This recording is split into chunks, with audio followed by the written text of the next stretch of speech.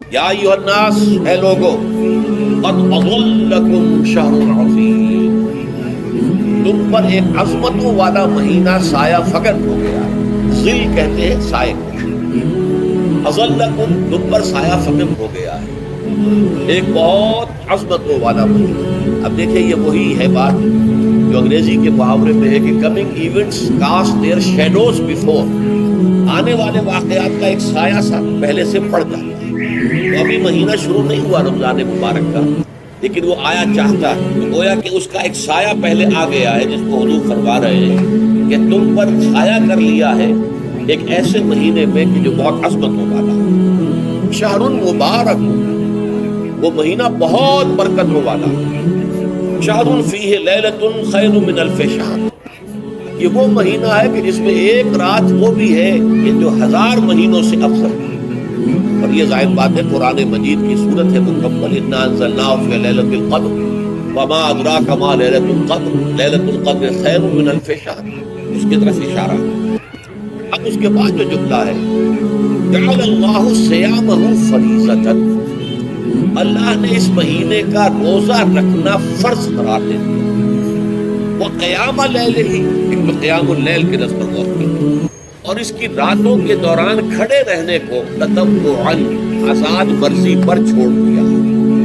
تو گویا کہ اس رمضان مبارک کے دو پروگرام ہیں، ایک پروگرام دن سے متعلق ہے وہ ہے روزہ، اور ایک قیام رات سے متعلق ہے اور وہ ہے قیام اللیل۔ دن کا پروگرام فرض، رات کا پروگرام فرض نہیں ہے، لیکن ایک طرح کی تشویق اور ترغیب، اس کے لیے جو ہے تحریص یہ موجود ہے۔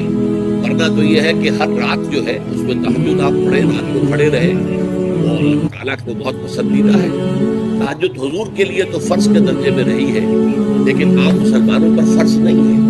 البتہ جو کوئی کر سکے ان کے لیے یقیناً بہت اعلیٰ مراتب ہے، بہت اونچے درجات ہیں، تو وہ تو کسی بھی شب پورے سال آپ کر لیں، لیکن اس کے لیے خاص طور پر چونکہ اہتمام کیا گیا، لہذا جعلہ کا جو فعل ہے اس کے مفعول میں جہاں یہ شامل ہے، نمبر 1 جعل اللہ صیامہ فریضۃ، روزہ رکھنا فرض قرار دیا، اور اس کی راتوں کو کھڑے رہنا یہ تمہاری مرضی پر چھوڑ دیا، اسے فرض نہیں۔ بس اس تمہید کے بعد اب میں شروع کروں گا استقبال رمضان کے ضمن میں روزے کے حکمتیں کیا ہیں، اس کے احکام کیا۔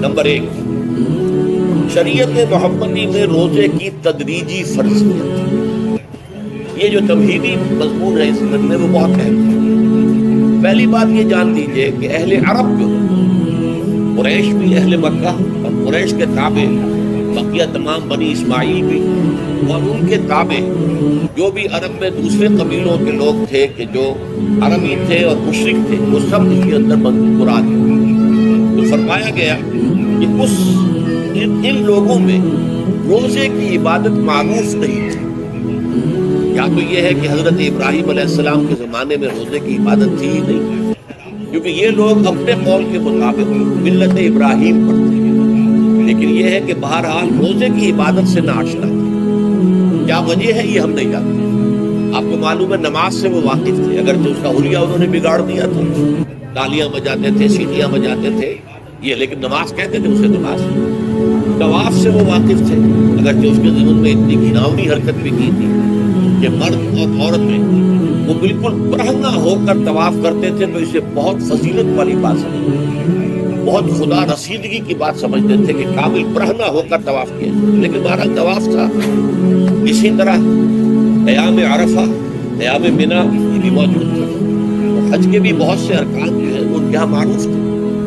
اور ویسے خیرات و صدقات، چاہے زکوٰۃ ایک خاص نظام کے تحت نہیں تھی، لیکن زکوٰۃ و صدقات، بھوکوں کو کھانا کھلانا، یہ ان کے یہاں اعلیٰ مقدار میں یہ چیزیں شامل تھیں، اخلاقیات کے اونچے مقامات۔ یہ صوم کا ان کے یہاں قطعاً کوئی ذکر نہیں، روزے کی عبادت جو ہے ان کے یہاں بالکل نہیں ہے۔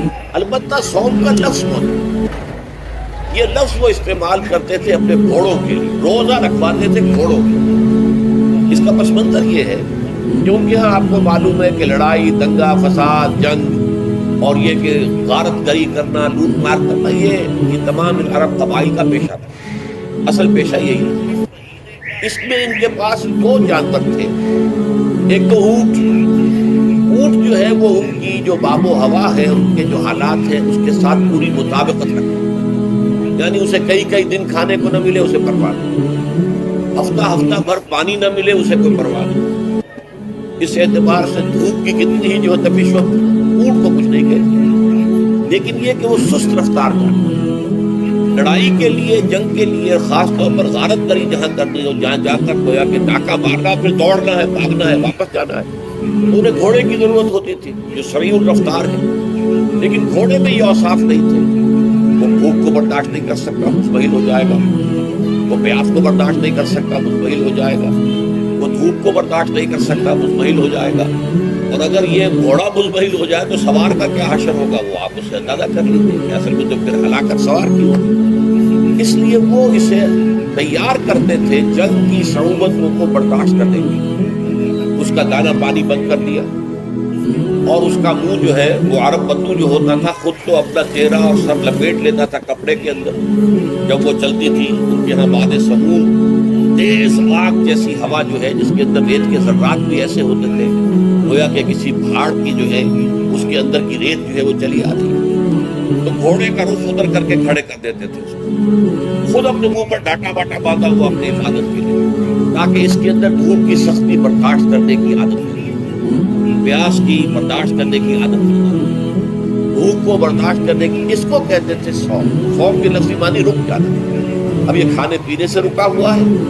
اور یہ دھوپ کی سختیاں برداشت کرنے کے لیے دھوپ کے اندر، اور وہ جو آتی تھی وہاں پہ باد سموم اس کے اندر بھی اس کا سامنا کرنے کے لیے تیار۔ تو یہ پس منظر ہے روزے کا لغوی اعتبار سے، اور یہ کہ اہل عرب جو ہے پرانے وہ اس عبادت سے ناواقف تھے، لہٰذا ہمیں پورے مکی قرآن میں اس کا کہیں ذکر نہیں۔ البتہ مدینہ میں جب حضور تشریف لائے اور صحابہ کرام ہجرت کے بعد، تو یہاں آپ نے دیکھا کہ یہودی جو ہے وہ روزہ رکھتے ہیں یوم عاشورہ کا 10 محرم کا۔ تو حضور نے دریافت کیا کہ یہ تم 10 محرم کو روزہ کیوں رکھتے ہو؟ تو انہوں نے کہا کہ یہ دن ہماری نجات کا دن ہے۔ 10 محرم کو اللہ تعالیٰ نے فرعون کو غرق کیا تھا اور ہمیں نجات دی تھی اس کی ظلموں سے بچے، تو شکرانے کے طور پر ہم روزہ رکھتے ہیں۔ تو انہوں نے فرمایا کہ موسیٰ کے تو پھر ہم تم سے زیادہ حقدار ہیں، موسیٰ کو مانتے ہیں علیہ السلام، ان کی عزت کرتے ہیں، قدر کرتے ہیں، تو ہم بھی روزہ رکھیں گے۔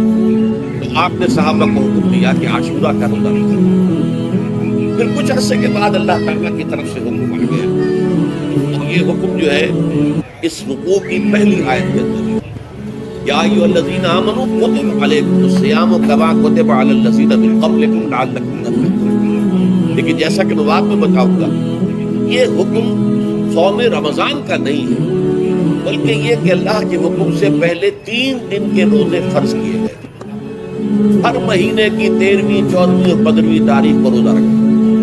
اس میں بڑی حکمت تھی، کیونکہ یہ عرب عادی نہیں تھے روزے کے، انہیں تدریجاً ہو کر کرنا تھا۔ ظاہر بات ہے کہ 30 دن جو ہے ان میں بڑی مدت ہے، ظاہر بات ہے کہ مئی کا مہینہ بھی آ جائے گا، اس میں جون بھی آئے گا، جولائی بھی آئے گا، قیامت خیز مہینے آ جائیں گے، تو بڑی ہمت جواب دے جائے گی۔ تو پہلے روزہ ہر مہینے 3 روزے رکھنے کی تو مشق کرائی جائے تاکہ یہ عادی ہو۔ یہ 3 روزے اگر مئی میں بھی آ گئے، جون میں بھی آ گئے، تب بھی ٹھیک ہے، اس کو انسان 3 دن کی تو مشقت برداشت کر سکتا ہے۔ تو پہلے یہ کیا گیا، لیکن اس کے ضمن میں یہ حکم دے دیا گیا، اس کو کہتے ہیں وجوب علی التخییر، یہ اختیار دے دیا گیا کہ یہ 3 روزے تم پر واجب کیے جا رہے ہیں، لیکن یہ کہ اگر تم یہ روزے نہ رکھو تو تم فدیہ دے سکتے ہو، 1 مسکین کو کھانا کھلانا صبح و شام۔ یہ ہے وجوب علی التخییر۔ دوسری رعایت یہ دی گئی کہ اگر کوئی شخص ان 3 تاریخوں میں بیمار ہو یا سفر پر ہو تو وہ تعداد دوسرے دنوں میں پوری کرے۔ یہ ہے گویا کہ سب سے پہلا حکم جو دیا گیا ہے، اور اس کے ضمن میں اب میں چاہتا ہوں کہ آیت نمبر 2 آپ اچھی طرح پڑھیں، اپنا سامنے رکھیے، اس کے حوالے سے یہ بات سمجھیں۔ ایام معدودات، یہ دن ہے چند گنتی کے۔ مجھے حیرت ہوتی ہے کہ جدید جو مفسرین ہیں جنہوں نے اردو میں ترجمے کیے ہیں، تفسیریں کی ہیں، ان سب کے نگاہوں سے یہ بات بوجھل رہی کہ یہ در حقیقت رمضان کے روزے کا ذکر نہیں ہے، بلکہ اس ابتدائی حکم سے متعلق ہے کہ جو ہر مہینے میں 3 دن کے روزے رکھنے کا حضور نے دیا تھا۔ لیکن یہ کہ میرا اپنا ذاتی واقعہ یہ ہے زندگی کا، یہ اہم واقعات میں سے ہے، میں جب میڈیکل کالج میں پڑھتا تھا، سمجھیے 19-20 سال کی میری عمر، اس وقت بھی مجھے یہ احساس ہوا تھا کہ یہ جو دو آیات آئی ہیں یہاں ایک دوسرے کے تقابل میں، یہ بیک وقت نازل نہیں ہے، ان میں وقفہ ہے، اور یقیناً پہلا حکم کسی اور پس منظر میں ہے، دوسرا حکم جو بعد میں ہم دیکھیں گے وہ کسی اور پس منظر میں ہے۔ تو میری رائے یہ تھی، اور میں اس پر قائم بھی تھا، بیان بھی کرتا تھا، لیکن ڈرتا تھا، اس لیے کہ اس وقت تک جتنی تفسیریں میں نے دیکھی تھی، ترجمے دیکھے تھے، ان میں سے کسی نے یہ بات کہی نہیں تھی۔ تو ایک آدمی اپنی رائے کے اوپر اتنی بڑی بات کہہ دے تو میں ڈرتا رہتا تھا، لیکن کہتا تھا کہ میری رائے یہی ہے۔ پھر اتفاق سے جماعت اسلامی ہند کا ترجمان ہوتا تھا ماہنامہ زندگی، عروج احمد قادری صاحب اس کے مدیر تھے۔ وہ جو ایک پرچہ آیا اس میں انہوں نے تنقید کی تھی مولانا سید انور شاہ بخاری رحمۃ اللہ علیہ پر، یہ ان کشمیری رحمۃ اللہ علیہ سے، ان کے اوپر یہ تنقید کی تھی کہ انہوں نے یہ عجیب بات کہہ دی ہے کہ یہ جو حکم ہے یہ رمضان کا نہیں ہے، بلکہ رمضان سے پہلے جو حضور نے حکم دیا تھا 3 دن کے روزے رکھنے، اس سے متعلق۔ اب مجھے اس کے اوپر پورا اطمینان ہو گیا کہ اگر سید محمد انور شاہ کاشمیری رحمۃ اللہ علیہ کی رائے یہ ہے تو متفق کردید رائے بو علی بارائے من، مجھے اب اس سے زیادہ اور کسی سند کی ضرورت نہیں۔ بعد میں نے جب تفسیر کبیر اور امام راضی رحمۃ اللہ علیہ کی اس کا بھی مطالعہ شروع کیا تو میں حیران ہوا کہ سلف میں تو یہ رائے کثرت سے موجود تھی۔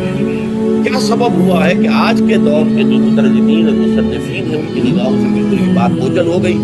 اس معاملے کو میں حل آج تک نہیں کر سکتا، لیکن اب میں پورے تیقن سے آپ سے کہہ رہا ہوں کہ یہ جو پہلی 2 آیتیں ہیں ان کا تعلق صوم رمضان سے نہیں ہے، بلکہ ان کا تعلق ہے وہ 3 دن کی۔ اس کی سب سے بڑی دلیل اس کے اندر موجود ہے ایام معدودات، گنتی کے چند دن۔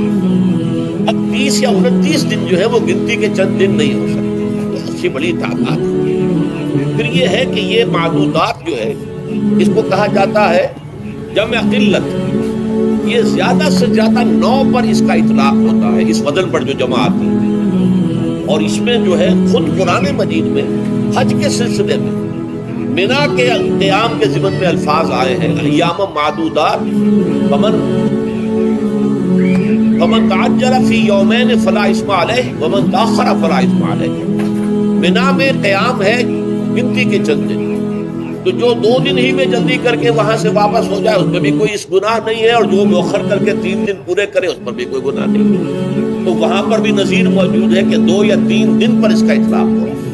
تو یہاں پر ایام معدودات سے لازماً یہ مراد ہے کہ یہ 3 دن جو ہے ہر مہینے میں 13ویں، 14ویں، 15ویں، در حقیقت اس روزے سے متعلق یہ آیت آ رہی ہے۔ اور یہ بھی نوٹ کر لیجئے کہ رمضان کے روزے کی فرضیت کے بعد بھی حضور کا معمول اور آپ کے صحابہ کا اور جو بھی ہمارے ہاں اتباع کرتے ہیں حضور صلی اللہ علیہ وسلم کا نوافل میں بھی ان کا یہ معمول ہے، ہر مہینے میں یہ 3 روزے حضور بعد بھی رکھتے تھے، اور آپ کے بہت سے صحابہ رکھتے تھے، اور آج بھی ہمارے ہاں بہت سے لوگ جو دیندار ہیں اور جن کے اندر یہ جذبہ ہے اتباع سنت کا، وہ رکھتے ہیں 13ویں، 14ویں اور 15ویں تاریخوں کا، جن کو ایام 20 کہتے ہیں۔ اس کی راتیں روشن ہوتی، 13ویں رات، 14ویں رات، 15ویں رات، چاند جو ہے اس کے اندر آپ کو معلوم ہوتا ہے 14ویں کو تو مکمل ہوتا ہی ہے، 13ویں اور 15ویں کا بھی تقریباً مکمل ہے۔ تو ایام 20 کے روزے جو ہے بعد میں بھی برقرار رہے ہیں، لیکن نفل فرض اس کے بعد جو ہے وہ رمضان کے روزے ہوئے۔ ایام معدودات یہ دن ہے گنتی کے، فمن کان منکم مریض او علی سفر فعدۃ من ایام اخر، تو جو کوئی بھی تم میں سے ہو بیمار یا سفر پر تو وہ تعداد پوری کر لے دوسرے دن۔ گویا کہ اب اگلی کیا ایک تو یہ رعایت ہو گئی، دوسری رعایت قال الذین یطیقونہ فدیۃ طعام مسکین، اور ان لوگوں کے ذمے کے جو اس کی طاقت رکھتے ہو، یعنی مریض بھی نہیں ہے، صحت مند ہے، روزہ رکھ سکتے ہیں، سفر بھی نہیں ہے، سفر پر نہیں ہے، مقیم ہے، روزہ رکھ سکتے ہیں، پھر بھی نہ رکھیں تو ان کے لیے بھی ایک اختیار، اسی لیے میں نے لفظ استعمال کیا تھا وجوب علی تخییر، واجب تو ہے لیکن اس میں ایک اختیار دے دیا گیا۔ وہ اختیار کیا ہے؟ فدیۃ طعام مسکین، تو پھر یہ ہے کہ ایک مسکین کو کھانا کھلا دینا، فدیہ کہتے ہیں کسی چیز کا بدل ہو جائے، جیسے کہ جنگی مجرم ہے اس کا فدیہ ہے، گویا کہ اس کو دے کر وہ پھر آزاد ہو جائے گا، فدیہ اس کو کہتے ہیں۔ تو فدیۃ طعام مسکین، لیکن یہ ہے کہ فمن تطوع خیر فهو خیر اللہ، اور جو نیکی سے خیر کرنا چاہے مزید تو وہ اس کے لیے بہتر ہے، ایک کے بجائے 2 کو کھلائے، 3 کو کھلائے، 4 کو کھلائے، 10 کو کھلائے، یہ تو ترغیب ہے۔ لیکن کم سے کم ایک مسکین کو کھانا کھلانا تو وقت پر. وَأَن تَصُومُوا خَيْرٌ لَكُمْ. اب دیکھیے یہ لفظ بول رہے ہیں اگر تم روزہ رکھو تو یہ تمہارے حق میں بہتر ہے. یعنی اگرچہ اختیار تمہیں دے دیا، اختیار یہ ہے کہ روزہ رکھو، اگر نہ رکھو تو فدیہ دے دو ایک مسکین کا کھانا. لیکن اگر تم روزہ رکھو ان کنتم تعلمون، اگر حقیقت میں تم علم رکھتے ہو کہ روزے کے اندر کیا کیا برکات ہیں، تو تمہیں روزہ لازماً رکھنا چاہیے. تشویق اور ترغیب موجود ہے، لیکن یہ کہ اس کی فرضیت یا وجوب نہیں. یہ تھا ابتدائی حکم روزے کی زندگی. اب اس کے بعد اگلی آیت جو ہے اس کے بھی پہلے حصے کو مت پڑھیے. شہر رمضان الذی انزل فیہ القرآن، اس کے بارے میں تو بعد میں گفتگو ہوگی. بینات من الہدی والفرقان. لیکن اگلا جملہ فمن شہد منکم الشہر فلیصم، اب یہ رمضان کے روزے کی فرضیت کا حکم ہے. رمضان کا مہینہ وہ ہے جس میں قرآن نازل کیا گیا. اس کے بارے میں جیسا کہ میں نے عرض کیا پھر بعد میں عرض کروں. لیکن جو شخص بھی تم میں سے موجود ہو اس مہینے میں، اپنے گھر میں موجود ہے، اپنے شہر میں موجود ہے، سفر پر نہیں ہے، یا یہ ہے کہ جو شخص بھی اس مہینے کو پائے، اس کی زندگی میں یہ مہینہ آ جائے، یہ برکتوں کا ایک موقع اسے مزید حاصل ہو جائے. فلیصم، یہ امر کا صیغہ ہے، یہ وجوب ہے مطلقاً. اب اس میں جو دو رعایتیں پہلے دی گئی تھی ان میں سے ایک کو برقرار رکھا. وَمَنْ كَانَ مَرِيضًا أَوْ عَلَى سَفَرٍ فَعِدَّةٌ مِّنْ أَيَّامٍ أُخَرَ. یہی وہ الفاظ ہیں جن کی بنا پر میرا گمان اس وقت بھی یہ تھا کہ یہ دو بیک وقت نازل نہیں ہو سکتی. آیا یہ جو تکرار ہے بیماری تکرار ہو جائے گی پھر اگر ایک ہی وقت میں نازل ہو رہی ہے. اب قرآن مجید کی فصاحت اور بلاغت سے یہ چیز بعید ہے کہ وہاں پر اس طرح کی تکرار بلا سبب ہو رہی ہے. قرآن میں اور بہت سی آیات ہیں جن میں کہ آپ کو معلوم ہے کہ پورا رکوع ہے سورہ مزمل کا، قیام اللیل کا حکم ہے. پھر اسی کے آخر میں وہ آیت شامل کر دی گئی ہے جو کم سے کم 1 سال بعد نازل ہوئی، جس میں کہ رات کے قیام کا وجوب ختم کر دیا گیا. اور صرف یہ کہ جتنا بھی تم سے ممکن ہو سکا کرو، ضروری نہیں ہے کہ تہائی شب ہو، آدھی ہو، 2 تہائی ہو، جتنا بھی ممکن ہو قرآن پڑھا کرو. بات گویا کہ وہ فرضیت جو تھی قیام اللیل کی وہ ختم ہو. اس حوالے سے وہ جو ناسخ ہے، منسوخ کرنے والی آیت بھی اس کے ساتھ ہی رکھ دی گئی ہے تاکہ وہ جو اصل حکم تھا وہ بھی برقرار سامنے رہے اور جس نے آ کر اسے منسوخ کیا وہ بھی برقرار رہے اور سامنے رہے. اسی طرح یہاں پر بھی یہ حکم آیا کتنے عرصے کے بعد آیا یہ مجھے معلوم ہے، لیکن یہ کچھ عرصے کے بعد آیا ہے.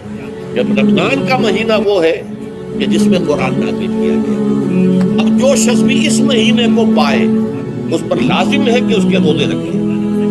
من کان مریضا او علی سفر، جو شخص ہو مریض بیمار ہو یا سفر پر ہو، فعدۃ من ایام اخر، تو وہ تعداد پوری کر لے دوسرے دن. یرید اللہ بکم اليسر ولا یرید بکم العسر، اللہ تمہارے ساتھ آسانی چاہتا ہے، سختی نہیں. یہ اصل میں کیوں کہا ہے اس کی وجہ سمجھ لیجیے. آج بھی آپ کو اپنے ہاں ایسے لوگ مل جائیں گے جن کا تقویٰ کا تصور اتنا غلط ہو گیا ہے کہ 104 درجے کا بخار ہے، روزہ چھوڑنے کو تیار نہیں. ارے آدمیوں، اللہ نے تمہیں ایک رخصت دی ہوئی ہے تو خام خواہ اپنے اوپر یہ شدت کیوں لے رہے؟ لیکن لیتے روزہ چھوڑنے کو تیار، روزہ قضا نہیں کرتے. سفر پر جا رہے ہیں اور روزہ قضا کرنے کو تیار. ایک موقع پر ایک غزوے کے دوران ایسا ہوا کہ کچھ لوگوں نے سفر روزہ رکھا ہوا تھا، لیکن وہ اتنے یوں سمجھیے مزمحل ہو گئے کہ جب پڑاؤ پر پہنچے تو جن کا روزہ نہیں تھا انہوں نے تو بڑی چاق و چوبند طریقے سے خیمے نصب کیے، سارا بندوبست کیا اور یہ جا کر بے سود ہو کر بے ہوش ہو کر گر پڑے. حضور نے فرمایا ان کو دیکھ کر، لیس من البر الصیام فی السفر، سفر میں روزہ رکھنا یہ کوئی نیکی کا کام نہیں ہے. یہ نیکی کا غلط تصور ہے کہ جو تم نے اپنے اختیار کر لیا. یہ تمہارے اندر تشدد پسندی پیدا ہو رہی ہے. دین کے احکام میں جو مقصد ہے وہ کیا ہے؟ یرید اللہ بکم اليسر ولا یرید بکم. اسی پر عمل کرتے ہوئے حضور نے فرمایا ہے کہ جو بھی علماء دین ہیں یا جو رہنمایان دین ہیں ان کا کام کیا ہے؟ آپ نے فرمایا یسروا ولا تعسروا. دیکھو آسانیاں پیدا کرنا، سختیاں پیدا نہ کرنا. دین میں سختیاں پیدا کرنا بھی وہ اسر اور اغلال بن جاتا ہے کہ جس کو رفع کرنے کے لیے اور جس سے لوگوں کو، یہودیوں کو اور تمام اہل کتاب کو نجات دینے کے لیے اللہ تعالیٰ نے اپنے رسول محمد صلی اللہ علیہ وسلم کو بھیجا. وَيَضَعُ عَنْهُمْ إِصْرَهُمْ وَالْأَغْلَالَ الَّتِي كَانَتْ عَلَيْهِمْ، جہاں وہ نیکی کا حکم دیتے ہیں، بدی سے روکتے ہیں، پاکیزہ چیزوں کو حلال ٹھہراتے ہیں اور خبیث چیزوں کو، ناپاک چیزوں کو حرام قرار دیتے ہیں، وہیں وہ لوگوں کے اوپر سے وہ بوجھ بھی ختم کرتے ہیں کہ جو انہوں نے خام خواہ اپنے اوپر لاد دی۔ ان میں سے یہ بھی ہے کہ یہ نیکی کا کام نہیں ہے کہ آپ سفر میں ہیں اور روزہ رکھیں۔ یرید اللہ بکم اليسر ولا یرید بکم العسر وَلِتُكْمِلُوا الْعِدَّةَ، لیکن یہ بات واضح رہے کہ اب تمہارے لیے تعداد کو پورا کرنا لازم ہے، یہ نہیں ہے کہ آپ اس کی جگہ پر فدیہ دے دیں تو بات پوری ہو جائے گی، نہیں۔ روزے کی تعداد، آپ کے رمضان میں 2 روزے 3 روزے چھوٹ گئے بیماری کی وجہ سے، ٹھیک ہے، لیکن دوسرے دنوں میں اس کی قضا دینی لازم ہے۔ وہ روزے رکھنے جو ہے آپ پر لازم ہے، ان کا کوئی بدل جو ہے وہ فدیہ نہیں ہو سکتا۔ البتہ یہ نوٹ کر لیجئے، یہ حکمت نبوی ہے کہ یہاں اگرچہ وہ فدیے کا حکم جو ہے گویا کہ بظاہر قرآن مجید کے الفاظ سے محسوس ہوتا ہے کہ مطلقاً منسوخ ہو گیا، لیکن حضور نے اس کو خاص حالتوں میں باقی رکھا ہے۔ کوئی شخص اتنا بوڑھا ہو چکا ہے یا خاتون اتنی بوڑھی ہو چکی ہے کہ دن بھر کا فاقہ جو ہے اس میں اندیشہ ہے کہ کہیں ہلاک نہ ہو جائے۔ کوئی مریض ہے، مرد ہے یا عورت ہے، وہ ڈائبٹیز کی مریضہ ہے، اس کو وہ شوگر کا مرض ہے اور وہ اس کو برداشت نہیں کر سکتی، شوگر لیول بہت نیچے ہو جائے تو بہت باتیں ہو سکتی۔ کوئی ایسا مریض ہے جس کو مرض سے شفا پانے کی اپنی امید ہے ہی نہیں کہ میں مرض سے شفا پا جاؤں گا یا پا جاؤں گی تو اس کے بعد میں روزہ مکمل کر دوں گی، نہیں۔ ایسے لوگوں کے لیے حضور نے اس رعایت کو برقرار کیا کہ ایسے لوگ اگر ایک مسکین کو کھانا کھلا دیں تو یہ فدیہ بن جائے۔ لیکن جو بھی شخص صحت مند ہو اور صحت کی توقع رکھتا ہو اور جو شخص بھی طاقت رکھتا ہو روزے کا قضا کر دینے کا، اس کے لیے لازم ہے کہ روزوں کی قضا، وَلِتُكْمِلُوا الْعِدَّةَ وَلِتُكَبِّرُوا اللَّهَ عَلَىٰ مَا هَدَاكُمْ، اور تاکہ تم اللہ کی کبریائی کا اعلان کرو اس چیز پر کہ جو اس نے تمہیں ہدایت عطا فرمائی۔ اب اس کا ایک تو ظاہر ہے کہ جب روزے ختم ہوتے ہیں عید الفطر میں، تکبیر، اضافی تکبیرات کے ساتھ 2 رکعتیں ہیں جو ہم ادا کرتے ہیں۔ احناف کے نزدیک 6 اضافی تکبیرات ہیں اور اہل حدیث کے نزدیک 12، لیکن تکبیرات ہیں اضافی۔ اور یہ کہ جاتے ہوئے اور آتے ہوئے عید کے لیے آپ جا رہے ہیں تو تکبیرات پڑھتے ہوئے جائیں، واپس آ رہے ہیں تکبیر پڑھتے ہوئے آئیے۔ اور یہ بھی کہ جاتے ہوئے راستہ کوئی اور، آتے ہوئے راستہ کوئی اور اختیار کیجئے تاکہ پورا شہر، پوری بستی جو ہے تکبیر کی آواز سے کرے۔ یہ ظاہر ہے، باطن اس کا کیا ہوگا؟ اللہ کی کبریائی کا اعلان کرو، اللہ کی کبریائی کو نافذ کرنے کی کوشش کرو۔ جب اللہ نے تمہیں ہدایت دے دی ہے، تمہیں اپنے دین حق سے نواز دیا، تمہارا فرض ہے کہ اس کو قائم کرو، اس کے لیے جد و جہد کرو، اس کے لیے تن من دھن لگاؤ، اس کے لیے جان اور مال سے جہاد کرو۔ وَلِتُكَبِّرُوا اللَّهَ عَلَىٰ مَا هَدَاكُمْ وَلَعَلَّكُمْ تَشْكُرُونَ، اور تاکہ تم واقعتاً شکر کرو۔ اس پر بھی گفتگو بعد میں ہوگی، یہ حکمت صوم کے حوالے سے ہے یہ لفظ۔ اس کے بعد جو ہے ایک آیت چھوڑ کر پھر اگلی 5ویں آیت پڑھی، یہ ہے تکمیلی احکام۔ ابتدائی احکام آ گئے، نمبر 2 میں صوم رمضان کا حکم آ گیا، نمبر 3 پر ہوا کیا تھا کہ جب روزوں کا حکم دیا گیا تو چونکہ مثال آپ نے رکھی تھی یہود کی کہ یہود جو ہے عاشورہ کا روزہ رکھتے ہیں، ہم بھی کیوں نہ رکھیں، مسلمانوں تم بھی رکھیں۔ اس سے گمان یہ کیا گیا کہ جو احکام یہود کی شریعت میں ہے روزے کے، شاید وہی ہماری شریعت میں بھی ہے، اور ان کی شریعت میں یہ تھا کہ رات کو سو گئے تو روزہ شروع ہو گیا، اور وہ روزہ اب نہ کوئی سحری ہے نہ رات میں کے دوران کوئی میاں اور بیوی جو ہے وہ ہم بستری کر سکتے ہیں، بلکہ یہ کہ وہ روزہ صبح سے لے کر پھر جب رات کے بعد صبح آئے گی، صبح سے پھر دوپہر اور شام اور غروب آفتاب پر جا کر روزہ ختم ہو گویا کہ کم و بیش 20 گھنٹے کا روزہ یا 21 گھنٹے کا روزہ، کیونکہ اگر غروب آفتاب کے 3 گھنٹے بعد آدمی سو گیا تو وہاں سے جو روزہ شروع ہوا ہے تو غروب آفتاب پر اگلے روز جو ہے وہ ختم ہوگا تو ہو جائے گا 20-21 گھنٹے کا روزہ۔ یہ روزے کا حکم لوگوں نے سمجھا، اس کی صراحت کوئی نہیں تھی، لیکن لوگ جو ہے کیونکہ صراحت منفی بھی نہیں تھی مثبت بھی نہیں تھی، لہذا وہ رات کے وقت میں جب دن ہوتے تھے روزوں کے، ان کی راتوں میں وہ اپنی جو بھی ایک طبعی ضرورت ہے جو ہم بستری ہے میاں اور بیوی کی، شوہر اور بیوی کی، وہ کب گزرتے تھے جذبات کے اندر جو بھی اس وقت ان کی احتیاج ہوئی، دل میں کھٹک رہتی تھی کہ پتہ نہیں ہم نے یہ صحیح کام کیا نہیں کیا غلط کیا۔ اس سے یہ کہ ظاہر بات ہے کہ پھر قرآن مجید اسے قرار دے رہا ہے اپنے آپ سے خیانت کرنا۔ جب انسان اپنے ضمیر کے خلاف کوئی بات کر رہا ہے تو چاہے وہ بات صحیح ہے لیکن وہ اسے گناہ سمجھ کے کر رہا ہے، اس نے تو گناہ کیا، وہ اپنے آپ سے تو خیانت کر رہا ہے۔ ایک شخص ہے وہ بکری کا گوشت کھا رہا ہے لیکن سمجھتا یہ کہ یہ سور کا گوشت ہے، اس نے تو سور ہی کا کھایا نا، اس نے بکری کا تو نہیں کھایا، لیکن اس نے سمجھا یہ کہ یہ سور کا گوشت اور کھا رہا ہے۔ اس حوالے سے ایک دغدغہ سا دل میں رہتا تھا، پریشانی۔ تو اب جو یہ 5ویں آیت ہے، طویل ترین آیت ہے اس سلسلے کی، اس میں روزے کے تکمیلی احکام آ گئے جو ابدی ہیں، آج تک قائم ہے اور قیامت تک قائم رہیں گے۔